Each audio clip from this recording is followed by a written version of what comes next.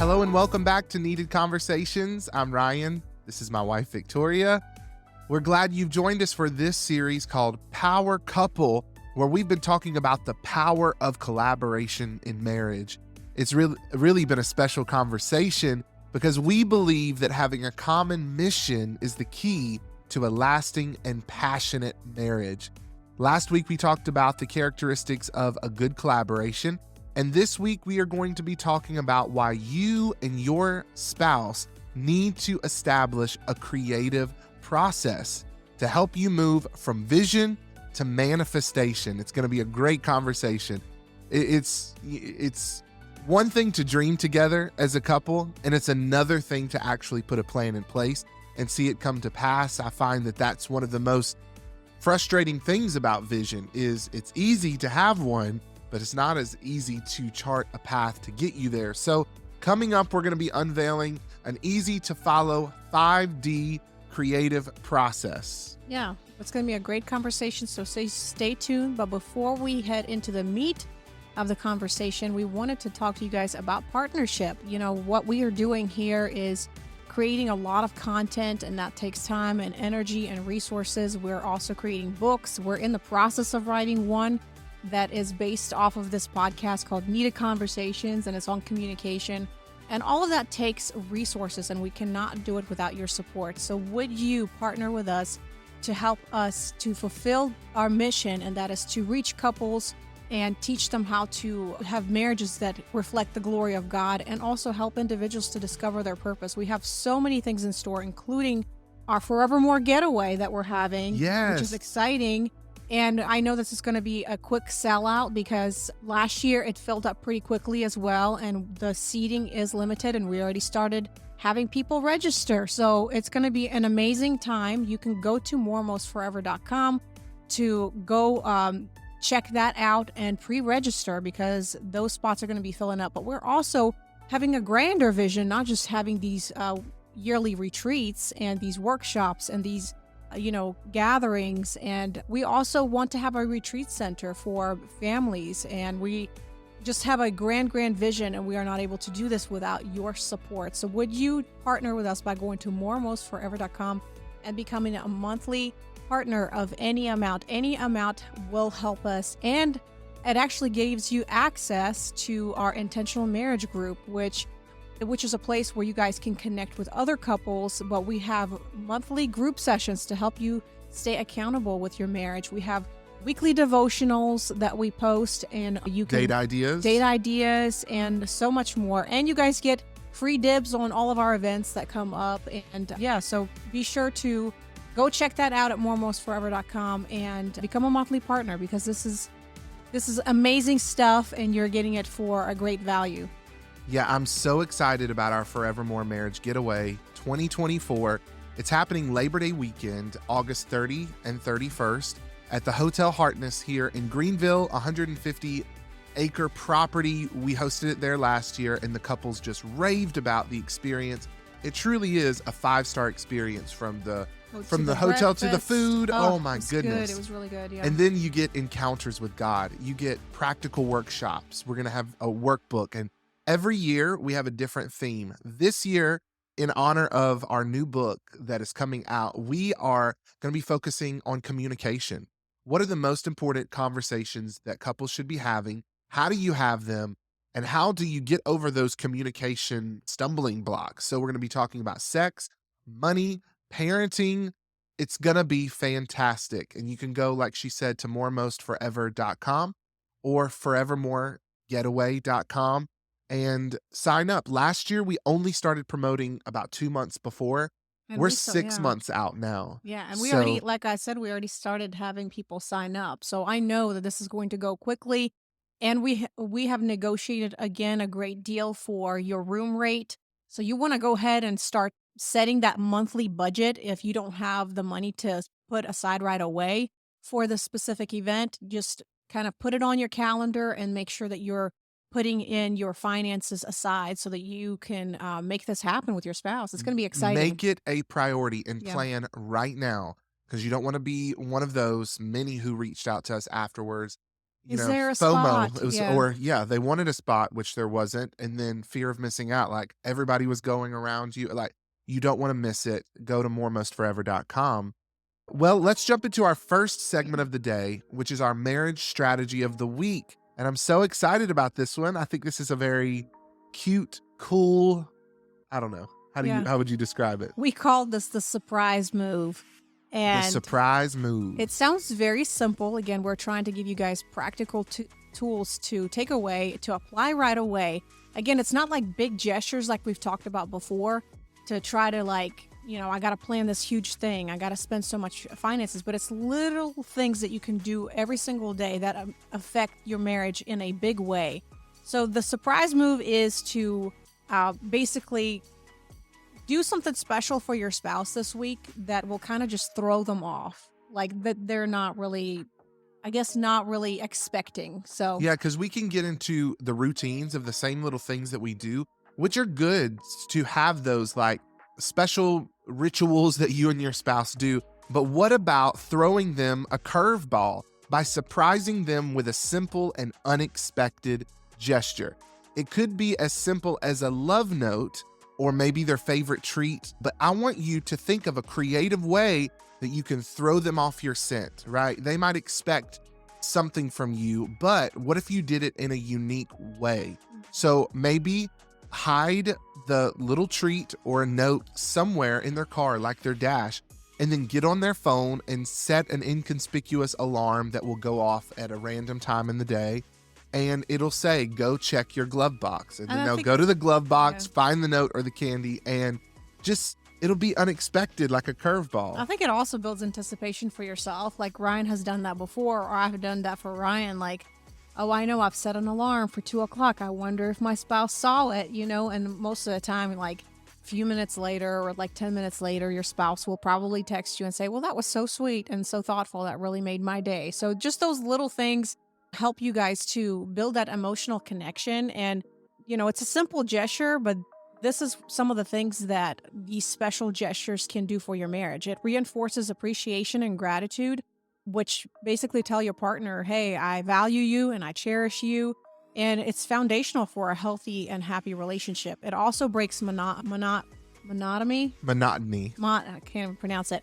And rekindles romance. A lot of times when couples get into like 5, 6, 7 years of marriage, they say like, I just feel like it's boring. It feels like we're roommates and I don't almost know where to rekindle this romance and how to start, because it's almost like we're out of practice. Like we go on dates, but it just becomes so like, oh, we're just going out to eat, it's just boring. So just doing those little things kind of helps you to rekindle your romance and makes your spouse say, hey, they actually are creative or romantic and they're actually thinking of me. It promotes healthy communication, but not just that, positive. Often we can just have all of our conversations built around negative, and it's always conflict resolution. All of your conversations shouldn't be that. There should be ways to be flirty. We were talking about code words or creating a special language with your spouse if you don't already. And you may be thinking, that sounds so off the wall, but you probably already do it and you don't know about it. That means little nicknames or little special words There's also for spicy time. Like the positive communication, I also wrote down that it's a nonverbal way of communicating with your spouse. So those gestures are like the nonverbal of saying, I love you. And sometimes, when you've been married for a long time, especially in a room of people, like you can give your spouse the stare and it's like you have like this telepathic thing going on where you actually are getting each other. You know what I mean? Yes. And having those little code words, even if it's the most random thing, a look, a stare, a touch that when you know that I touch you in a particular way, that there's a message being sent. Developing that code with your spouse, it's sexy. It's captivating. So that's the strategy of the week. What did we call it? The surprise move. So don't allow this podcast to pass by. Write yourself a note or a reminder. Think up of a simple way that you can throw your spouse off of your scent and surprise them with a special gesture, an act of kindness in some way. So I'm excited about today's message because we're going to break down a creative process that if you implement with your spouse, it's going to help you unlock your creative potential as a team. I see so many people talking about vision and the power of vision and why it's important to have vision as a couple, as an individual. But I see far fewer people talk about the framework that you will need to see that God given vision come to pass. And I've implemented this creative process in my work, in my business, in event planning. Like we implement these things when, like, planning our marriage events, anything collaborative. Like we're working on a house project. We mentioned that last week. We're renovating a house. We're going to be moving in a couple months. And so if we don't have some type of process, we're going to be bottlenecked every single time. It's one thing to get on Pinterest and look at inspiration and send each other photos. But it's another thing to say, okay, how are we going to build the budget for this? How are we going to implement the renovation, the demo? What comes first, second, and third? So today we're going to give you 5 Ds that make up a creative process that will take you from point A to point Z whenever you're collaborating with your spouse. It's going to work for your long-term vision. We talk about that a lot, saying in 20 years, what do we want to do with our life? Well, is our marriage going to be making a significant mark on the world? But all of that long-term vision is broken down into bite-sized pieces. 10 years, 5 years, year to year. What are we going to do to move us closer to that long-term goal, and how God is going to get glory out of our marriage? And so that broken down normally into small collaborative projects that you do, whether it's starting a business, doing a ministry assignment, strengthening your family rhythms. All of these things are going to require some type of process to be put into place in order to see that they're not just a passing idea. Procrastination is probably the biggest enemy of your vision. It's going to eat your vision for lunch. How do you overcome procrastination? Setting a solid plan into place. Any Hmm. intro comments before we jump into these 5 Ds? No, I think you should go ahead because it's pretty deep conversation. Yeah, so the first D is dream. Every vision starts with a good dream. This is divine inspiration. We know Habakkuk chapter 2 says in verses 2 to 3, write the vision, make it plain on tablets, so that those who see it may be able to run with it. It's not just important for you to have the conversations, but maybe record them, transcribe them, write down notes while you're talking. If you're dreaming, be intentional about Hmm. dreaming. Yeah, one of the things that Ryan does too, I've noticed that quite often. Like a lot of times, we'll have regular conversations together about specific things that we want to accomplish, and we'll get like an idea. So instead of like thinking that we will remember it, he pulls out his note thing and he will write it down so that we don't forget. Because it's very easy, especially with all the things that are going on, to like come up with this idea in conversation, and then it's like, well, I don't really remember what we actually talked about, or how did this idea come about, or what was, what was that we said that was so amazing. So making sure that you capture it, and that's why it says in the Bible, write the vision and make it plain, especially I think for your spouse too, because sometimes we can get in our head and we see this vision and we're frustrated because our spouse doesn't get it. But at the same time, are you doing a good job of communicating that? Not only verbally, but maybe sitting down and saying, this is how we're going to do it.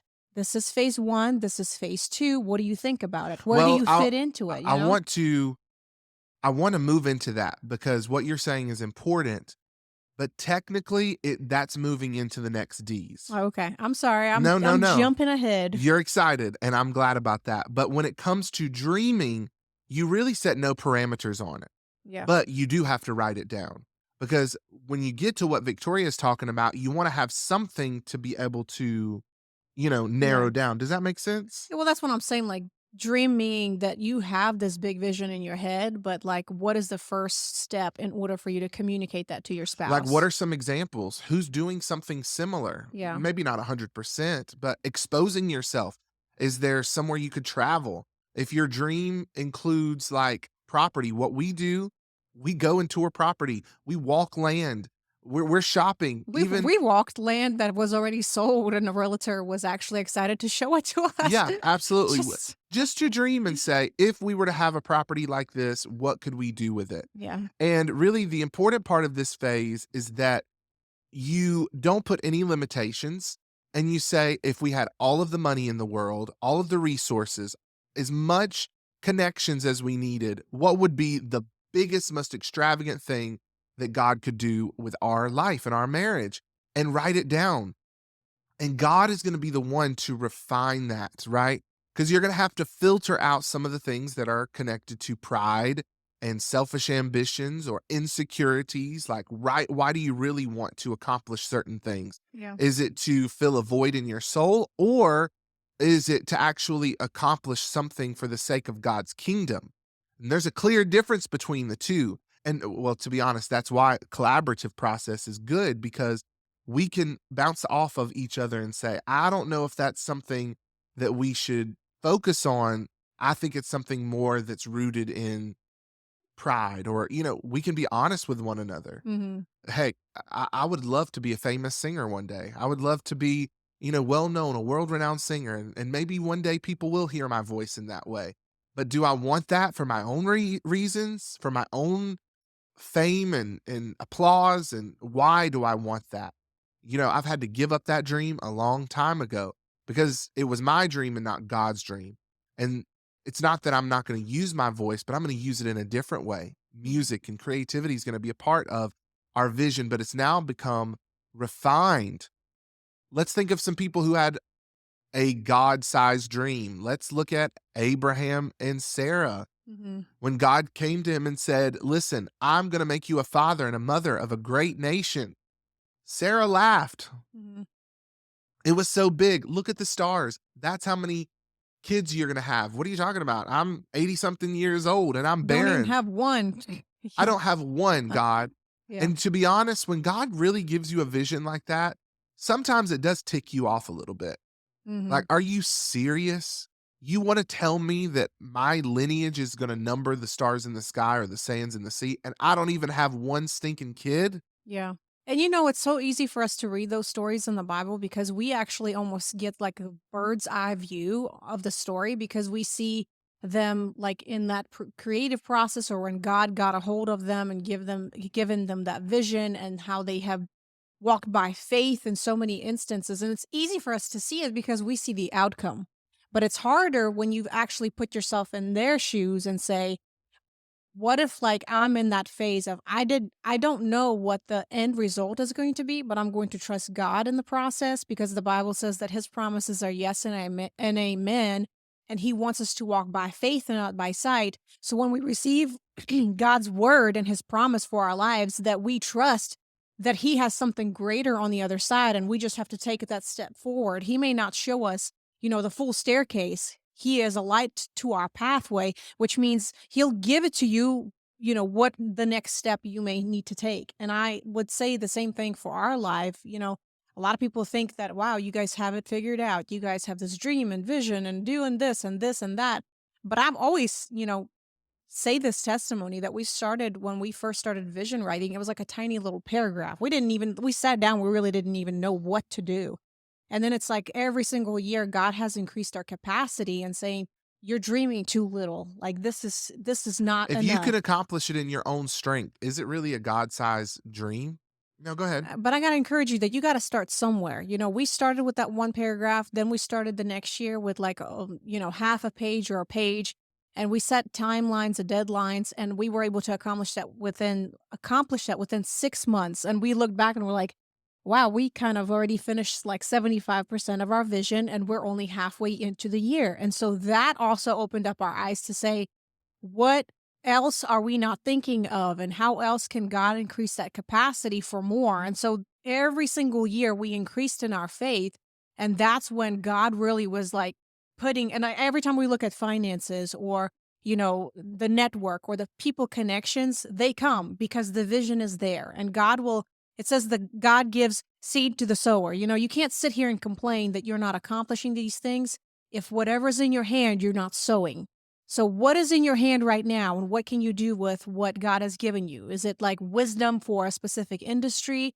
Is it, a specific business idea? You have to sit down and actually mull over that and pray so God gives you that strategy. Yeah, I mean, I'm going to throw a couple of one-liners at you, right?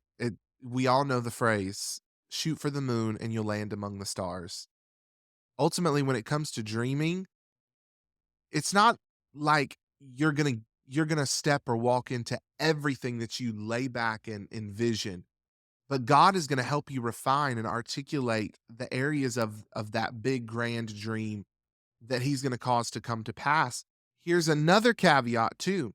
God gave David a dream to build a tabernacle, but it wasn't until his son's generation that that actually came to fruition. And there's many reasons for that. So you want a dream that's going to outlive you, and you may not see every aspects of that, but the next generation might. And you might sow the seeds in your lifetime for a harvest that will be embraced by a new generation. And when it comes to writing a vision, here's another one liner that a mentor told me, and it stuck with me. They said, a small pencil is better than a long memory. And so when you're sitting back and dreaming, you want to be able to write it down, capture it so that you can move into this next phase of the creative process, which is to define. Mhm. You've dreamed, now you've got to define it and refine it. And like I said, filter out the areas that are rooted in your insecurities, your selfish ambition and pride, your ego, and really determine, God, what is it about this dream that is coming directly from you? It's almost like going to one of those mining places. They have them in the malls now. You can Mhm. buy a bucket of rocks and then you throw it into the little filter thing and you sift it and you pour the water over it and you're looking for the gems. That's what you're doing in this defining process, that you can clearly articulate, maybe even down to a few sentences, what this dream is really about. This is about your why. Why do I want this house? Why do I want this car? Why do I want this career? Right? What is it connected to? And you're defining it with your spouse, your path that you're going to take. The scripture reference for this is Proverbs 16, verse 3. Commit your work to the Lord, and your plans will be established. It's one thing to have this big dream, but in this phase of defining it, you're committing it to God, and then He is going to establish your roots. Mhm. And the other thing I want to mention about this creative process is, here is the greatest caveat to all of this. You can do each of these steps in the creative process separately, but still not accomplish your dream. And here's why: because you will bottleneck yourself if you don't go through the stage and then move forward. Most people never move past the dream phase Mhm. because they get to define, or they move on to the other parts, which we're going to get into, and you go back to dreaming and you put yourself in this like mental blockage, this mental prison, right? Even though dreaming is supposed to help you move outside of the confines, right? When you have a specific project, you dream and then you move on to define. Once you define it, you don't go back to dreaming in this particular realm again. You dream continually throughout your life, but you might drop it into a different bucket or a different project, or dream on a granular level. Like, especially when we're planning our marriage events, timelines are important. We've got Yeah. to open registration. We've got to secure hotels. We've got to negotiate contracts. We've got to set a theme. We've got to bring in guests, worship, like there's all these moving parts. If we get stuck in the dreaming phase and never move to define, we'll never get to the end result. Mhm. And so you have to commit yourself to moving on and not returning so you don't bottleneck the creative process. But Victoria, step in with define. What do you feel about this stage in the creative I process? think especially for married couples, I think a lot of times we tend to dream separately as individuals, and that's what a lot of couples I think struggle with because they feel like their spouse is there to supposed to be there just to support them. But I think Oh, you guys need to learn how to dream together, and maybe you have a dream and your spouse has a dream, and how that can come together. And I think that that could be that define phase where you guys sit down, you guys start writing those things down, and how can those things converge together? You know what I'm Ask saying? each other key questions. Yeah, Like we've talked about communication before, and it comes down to context. yeah. So when your spouse is saying, I dream of this, this, and this, say, what do you mean when you say that? Like, what is that going to take? Because a lot of times we, like Ryan said, when we dream, it's almost like I don't know if we understand the workload that it takes behind, all of this. But I think when you actually define it, you put it on paper, and then you can say realistically, like, what is this going to take? The finances that it's going to take, the workload on our part, all of that has to be accounted for because you're going to have to figure out what the timeline is and what your responsibilities are going to be. And really, this phase is a lot about research and exposure.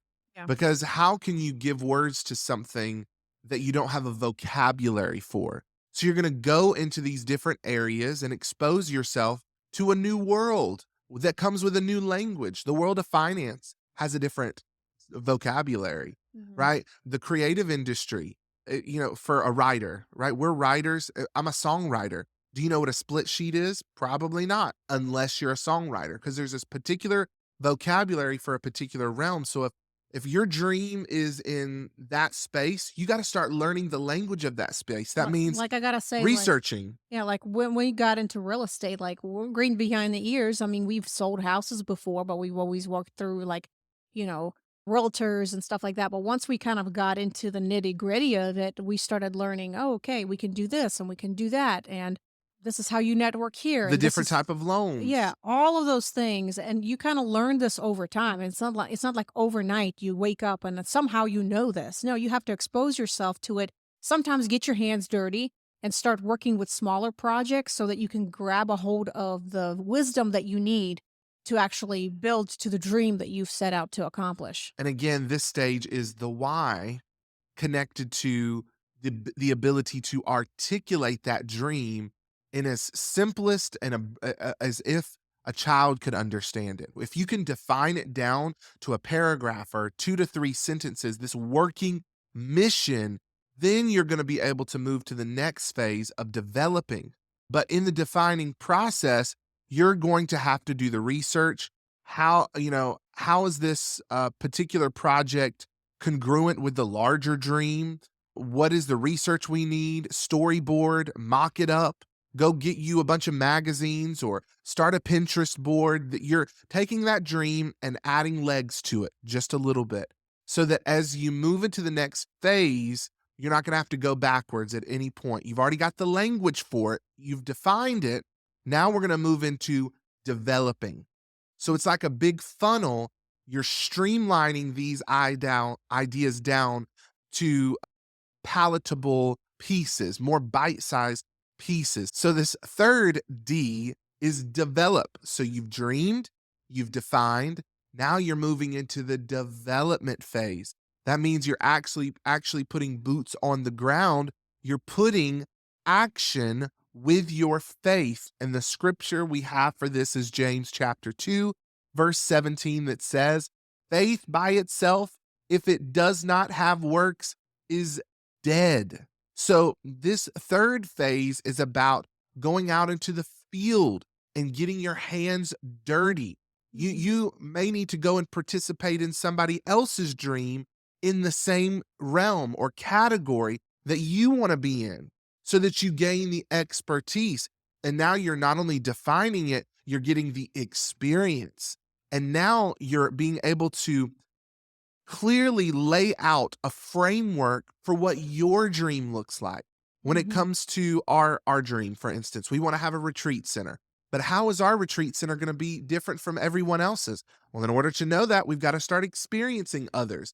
We've been on retreats. We've visited retreat centers. We looked We've online. went to Yeah, campgrounds. visions, watching how they do things, and every one of those have like their specific niche. So I think that really helps you to not really copy what somebody else does, but just exposes you to the world of opportunities and some of the things that other people have put their hands to and have accomplished. So, and I can tell you that, doing the research and following somebody along for the ride until you actually learn this trade is going to be a lot cheaper than you like going full blast and not doing your research, investing a lot of money. It's going to save you so much frustration if you go by the steps that Ryan is telling you to go by, because this process will really help you to hone into specifics of what you need to do. And then also, part of this development is also asking yourself, what is the budget?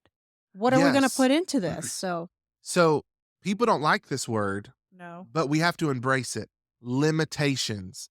Limitations actually is the breeding ground for your greatest levels of creativity. When you apply the parameters, it gives you the pressure that you need to begin to think outside of the restraints that you have and say, okay, I might have these limitations, but how can we work around them? How can we Mhm. work through them? How can we overcome them? And those limitations, once you define them, will enable you to start creating in a space that is all your own. You're not using strategies that work specifically for somebody else, but you're saying, what is the creative workaround that we need? Because we're going to accomplish this dream, but we are going to have to recognize that there are budgetary restraints.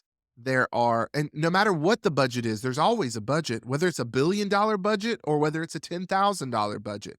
And you've got to work within those to be as creative as possible and then work through your challenges. Like Victoria and I, we set a budget for our events and we say, but we have this grand dream. And trust me, Victoria and I have had these knockdown, drag out conversations because I say, I want this level of excellence, but we don't have this budget. That means we might have to build it ourselves, or we have to construct it on site, or we have to, do a favor to this person and get this and, network. And okay, we might not have the dollar bills, but how can we leverage our time and energy and Yeah. expertise with somebody who has what we need on the other side? Like, there's got to be a creative workaround so that at the end of the day, we're not compromising our dream and the excellence and the precise execution that we want to have in the end result. Yeah, that's good. So we've got dream, we've got define, we've got develop, which the last thing I'll say here is this is the blueprint phase.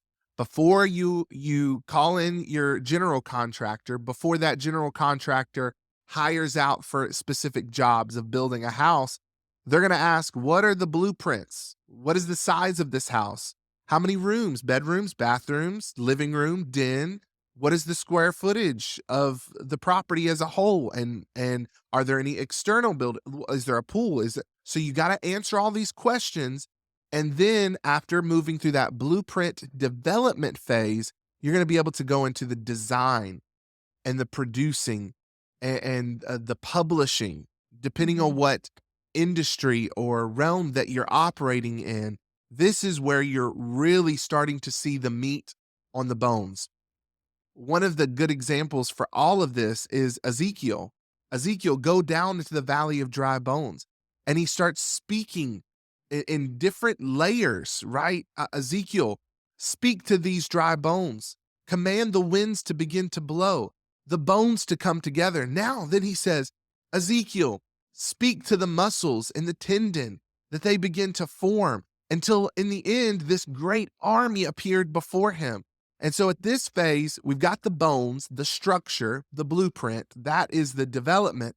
Now, designing, we are actually putting the meat on the bones. We're actually putting clothes on the structure.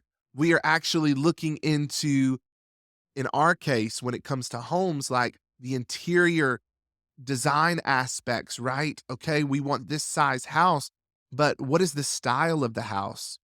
What is this? What is the feeling or the energy that's going to be put off whenever you step into this home? What is the environment going to feel like? And start really designing down, crafting, getting your logos put together, getting Mhm. your website built, taking photos. Now, this is the really fun part, but you don't move effectively in this aspect of the creative process if you haven't defined and you haven't developed. you're going to get to trying to, and you're going to be putting the cart before the horse. You got to Mhm. make sure you move through sequentially so that when you get here, you're able to embrace all of the fun aspects, this creative process, without having to deal with certain hurdles that come because of lack of planning and lack of preparation.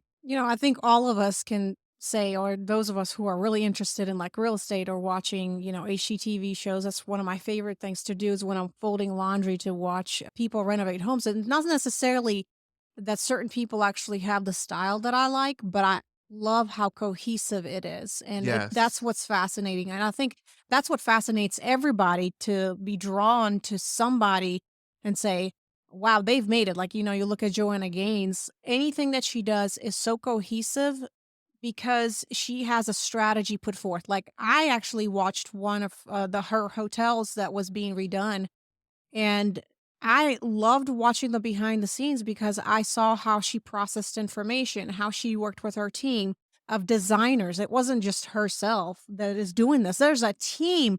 There's Yes. notebooks, like the whole stack that they presented of room by room of everything down to the nitty-gritty detail of hardware. It was this like massive paper notebook, and they would just go through pages, and she would have to solidify designs and solidify specific things at a specific stage. But you don't get to do this until you actually have the blueprint, you actually create, your plan of what's going to happen before you step into the fun part, because it's not going to come into realization and it's not going to be excellent if you miss all of those steps. One of the key words that you'll hear in the world of construction and stuff and design is change order. Change order, Order. which to any construction person is like, oh Oh no. no, yeah. And to the budget person is like, oh, how much is this going to cost me? Right. And change orders come when you run into an unexpected design Or because something you or didn't think something about it. Yeah. constructurally speaking that you didn't think about in Yeah. the develop part of it. It wasn't in the blueprints. You didn't consider, right? You bought furniture for a space that was of a different size and scope. And so one of the things they did with their hotel project, because this is a bigger, monstrous undertaking, is they actually at a certain point said it's going to be more cost effective with change orders if we go ahead and mock up two different 2 or 3 hotel rooms, rooms. yeah. Okay, the whole entire building, I don't know how many thousands of square footage, right? It is. It's a hotel. I think it was like 20,000 or It was something. still under Yeah. construction, open, concrete, just, and then you walk into this one space and they transformed this one little area into two hotel rooms that are down to the fine details of what bedding and what Tile, they curtains even and did tile tile, and like permanent bathroom, stuff, yeah. permanent things so that she could go through and say, okay, this works, this doesn't work, this is not congruent with the vision that I had. Okay, this was good in theory, but it didn't come out well in execution. Or this is, and so she was able to go through and say, I want this from this space and this from that space. And it was a lot more work front loaded. But in the end, she wasn't going to have like change orders for 50 hotel rooms, Right. right? It was just, okay, we see it done in this one. Now let's refine it and then let's duplicate this and get it done on a grander scale. It saves money, it saves frustration and time. And And so, I love that too because for people that are visual too, like a lot of times when you're working with people that are helping you make this vision come to pass, a lot of times even when you are in conversation with them and you see it visually, some people are not visually able to picture what you're actually telling them until you actually finish the work. And that's often like what I see with some of my followers on Instagram. Like when I explain it to them, I know they're probably like, "That sounds terrible," or "That just sounds ugly." But then once it comes together, it's like, "Oh, okay, I see it." And so then in this Joanna Gaines story, I feel like, not only does that save money, but I think a contractor can come through and say, "This is exactly how it needs to be done, room by room," and it's right there already visually. and this stage is about the excellence factor Yeah. and pushing yourself to go above and beyond to deliver that wow. Like when the Queen of Sheba came into the kingdom of Solomon and she was like, whoa, even the servants, the way that they're dressed. If that's the way they're dressed, I can only imagine, the grandeur of the extravagance of the king who is over this kingdom. You want people, when they encounter your marriage, your home, when they come into your business, or they get that wow factor. This is that design phase. And finally, the fifth D is deliver, right? And the scripture I want to reference, Colossians 3:23-24, work willingly at whatever you do as though you were working for the Lord rather than people.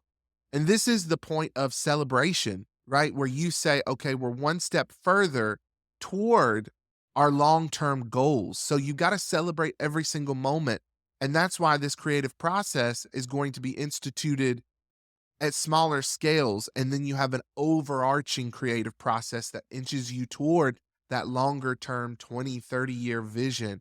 And it gives you the opportunity to encourage one another, to take a breath, to reset, to move back into that dream phase.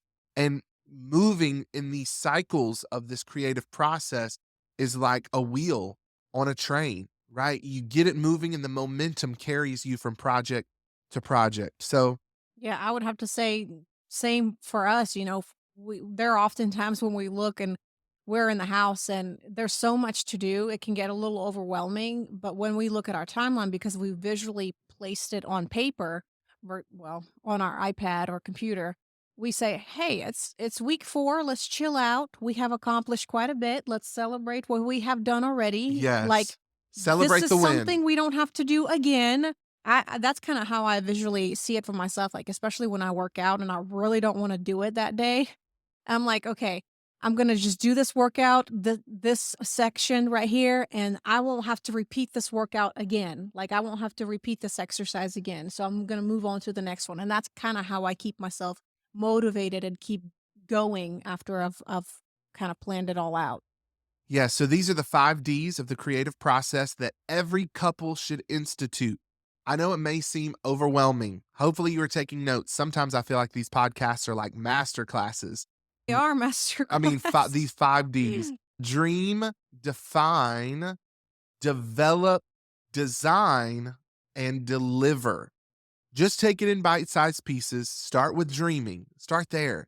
Get into a space where you can believe God for the impossible, and then start defining that and moving through this. You may have to come back to this episode, but if you were encouraged by this, let us know. Send us a text, 864-428-7131. Tell us how we can pray for you and the dreams that we can, encourage you in. So, woo, that was a lot, but I think this is going to encourage you and help you to build the dream that God has given you. Yeah, so we're going to move on quickly to the next segment of this episode, and that is our question of the week. That's right. And this week's question is, what do you do when your husband does not know how to open up and have real conversation, and also doesn't know the reason why he can't open up? This came from one of our viewers on Instagram, Instagram. That's right. DM, which at Moremost Forever on Facebook and Instagram. There's a lot of wisdom there, and you can DM us there also and submit your questions. But I think this is a common challenge, and I think it comes down to interpretation. Sometimes we want from our spouses what they don't have the capacity to give, and we want them to process information like we do, but that's not always the case. I want Victoria to respond like I would, but she doesn't have the experiences or the Excuse me? vocabulary that I'm saying, the experiences, not experience. I'm joking. She doesn't have the experiences or the vocabulary that I do, and vice versa. She uses language that I don't. And so if I want her to respond exactly how I would, with the emotions or with the passion or the intonation, like I'm going to be pulling from her something that she doesn't have. And we still struggle with that. And vice versa. Victoria may want me to think through something, like sometimes the way that I approach things mentally, and like, she's like, why do you go? That's too much work. Like literally we were working on a project, and don't ask me why I do this. But if I'm tackling a tough task, I want to know, okay, breaking it down to bite-sized pieces, it took me 60 seconds to destroy one tile on the He floor. literally asked Siri. I said, there's 100 tiles here. Okay, what's 60 seconds times 100 tiles? Okay, it's going to take me 2 hours. Okay, now I can mentally prepare for this. Victoria's like, that is the weirdest thing. Like, I'm like, just do it. Just like, get over it. Just power do it. through Stop it. complaining. It's fine. But I'm like, that's how I overcome mental hurdles. Stop judging me. But when it comes to communicating, like, get into your spouse's head and like imagine how they view the world and why. You know. But I would also have to say with this question specifically is that sometimes a person also has trauma from their childhood or the way they were raised. They were told not to express their emotions. They were told to hush up, that they're a man, that they're not supposed to express. This is something for a woman. And so a lot of men are closed off coming into a marriage. And so this woman wants a connection, wants somebody to, talk with and have conversation and connect with her on a specific level. And a lot of these men are very stoic, and that has to deal with people's trauma and some people's families. Like, that's just how they were raised, and that's not to give an excuse that that's how it should go on. I personally would recommend that this person, has mediation. I think that that's something so helpful when couples come to us and one spouse says that, this person is completely closed. I feel like I cannot, ask him questions because he comes home, he's tired, and it's like this cycle, this vicious cycle. And so we kind of start peeling back the layers by asking questions, and then that person starts realizing, okay, what I am doing is like the default setting of what I was trained to do when I was little. But this is inappropriate for the season that I'm in. I have a wife, I have children, I have to start being more vulnerable, more open, so that my family can feel more connected with me emotionally. And so sometimes you need that third person, a trusted person, whether it's a pastor that you trust, or we are able to do that as well. Someone just to help you articulate, because there are men who come in, and I see from the male perspective, but I have more experience. I mean, this is what we do. So I have the language that maybe they don't have. And I said, it sounds like this, this, and this. And they're like, oh, yeah, it does. And then the wife is like, I could see it in her eyes. She's thinking, why didn't you just say that? But it's like something that didn't even come up in their head. Yeah. So the mediation helps, but also like give your spouse some grace, right? They may not have the perfect words to articulate. So sometimes when you press them, they're going to use the wrong words, and then now you're offended. So you don't want to put yourself in a position where you've pushed them beyond their capacity, and now you're pointing fingers and blaming them for giving you the wrong response. And why don't you just accept the response they're giving you? Yeah, and then it's like a vicious cycle. You put them back into this box of now they're going to retrieve every time that you ask them a question, because you're like manipulating or trying to push something out of them that they don't have. Trying to get the answer you want instead of the answer that you're given. Even if you don't like it, you have even to if it's short, be settled with it and say, this is where we have to start, and then go from there, I think we put a lot of heavy expectations on our spouses, and I think accepting them for who they are. Let's just be, I want to be frank. What if your spouse doesn't have the intellectual capacity that you thought they did? It's not calling them dumb. They might be super intelligent in a very refined area. Some people don't have the social skills. They just don't have it built within them. You can grow incrementally over time, small changes, right? But for you to expect them overnight to have 10,000 words when they sit and talk with you and they only got 500, okay? Maybe let's try to get them to 750. Give them grace.